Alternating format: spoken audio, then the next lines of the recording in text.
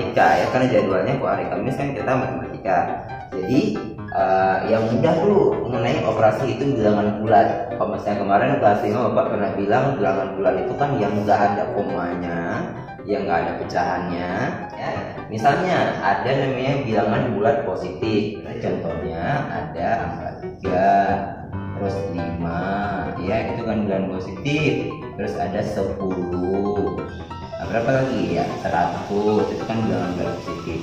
Oke, yang negatif tinggal taruh minusnya di depan. Oke, minus 3, minus 5, minus 2500. Oh, minusnya ke bawah. Iya, jadi kan yang negatif sama yang positif ya. Mudah saja. Contohnya misalnya nomor 1 ini. 2 ditambah 15, pasti tahu semuanya ya. 5-nya ingat paling ujung ditambahkan dengan 2 dulu. Taruh di ujung. 7. Satunya ada kawan? Nggak ada kawannya kan? Kalau kita di depan 17. Oke, sekarang 13 ditambah minus 2. Gimana caranya Pak?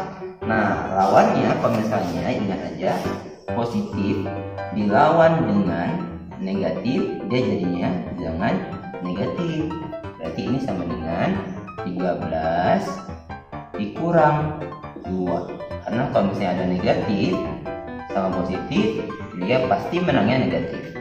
Jadi jawabannya berapa? 13 kurang 2? 11 ya. Contohnya 1, contoh 2. Yuk kita ke tugasnya sekarang ya. Nah, tugasnya ada 5 Bapak kasih. 1, 2, 3, 4, 5. Silakan kan lihat sendiri ya, ada 5 tugas. Dan kan tinggal mengerjakannya di kertas folio kalian. Yang pertama 3 ditambah minus 2. Berarti Bapak bantu ya. 3 dikurang jadinya 3 dikurang 2 sama dengan berapa? Silakan dikerjakan.